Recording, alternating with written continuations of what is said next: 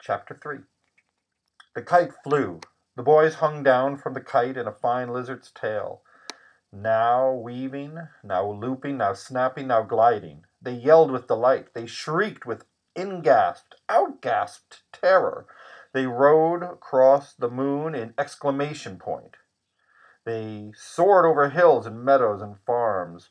They saw themselves reflected in dusty moon-bright streams, creeks, and rivers.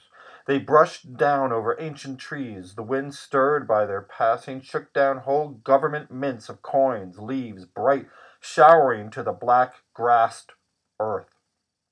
They flew over the town and thought, "Oh, look up! See, here we are, your sons!" And thought, "Oh, look down there, somewhere are our mothers, fathers, brothers, sisters, teachers. Hey, here we are! Oh, someone see us, or you'll never believe."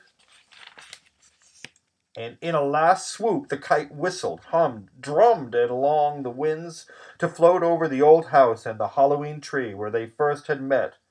Mound shroud. Swoop! Flutter, glide, rush, hiss. The suction of their swung bodies caused 1,000 candles to flutter, flicker, strutter their light, hiss with desire to reflame themselves, so all the hung pumpkin scowls and leers and wild smiles were half snuffed to unhappy shadows.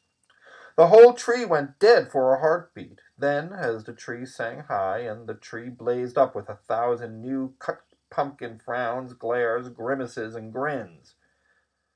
The windows of the house, black mirrors, saw the kite go away and away, until the boys and the kite and Mr. Mound Shroud were very small on the horizon. And then down they sailed off again, deep into the undiscovered country of old death and strange years in the frightful past.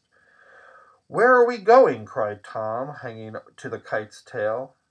"Yes, where? Where?" cried all the boys, one after another, below. "Not where, but when," said Mound Shroud, pacing them, his great veiled cloak full of moon wind and time. 2,000, count them, years before Christ. Pipkin's there, waiting. I smell it. Fly!" Then the moon began to blink.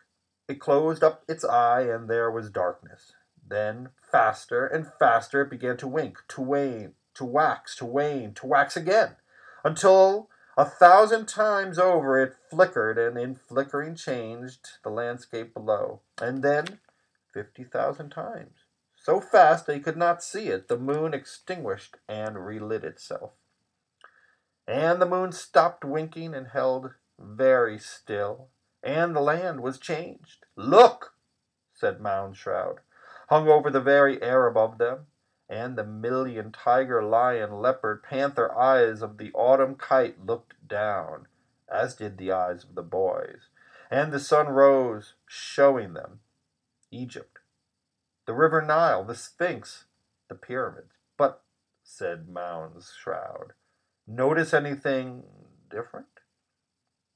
"Why," gasped Tom, "it's all new. It's just been built. That means we really have gone back in time 4,000 years." And sure enough, the Egypt that lay below was ancient, sand and new-cut stone. The Sphinx, with its great lion paw, treaded out on the golden surfs of the desert, the sharp-cut and freshly born out of the womb of stone mountains.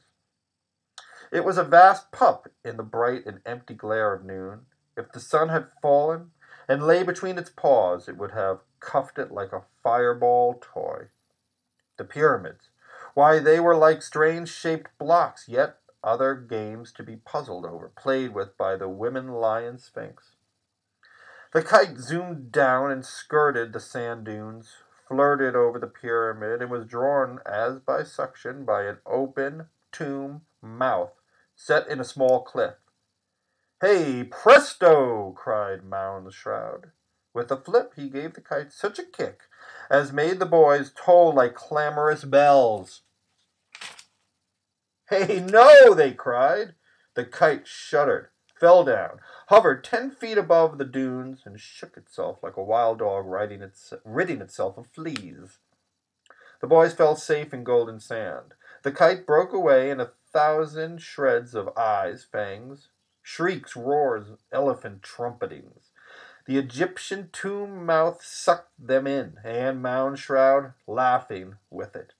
"Mr. Moundshroud, wait!" Leaping up, the boys ran to shout into the dark tomb doorway. Then they lifted their gaze and saw where they were. The Valley of the Kings, where huge stone gods loomed over them. Dust settled in a strange downpour of tears from their eyes, tears made of sand and powdered rock. The boys leaned into darkness. Like a dry river bottom, the corridors led down to deep vaults where lay the linen-wrapped dead. Dust fountains echoed and played in strange courtyards a mile below. The boys ached, listening. The tomb breathed out a sick exhalation of paprika, cinnamon, and powdered camel dung.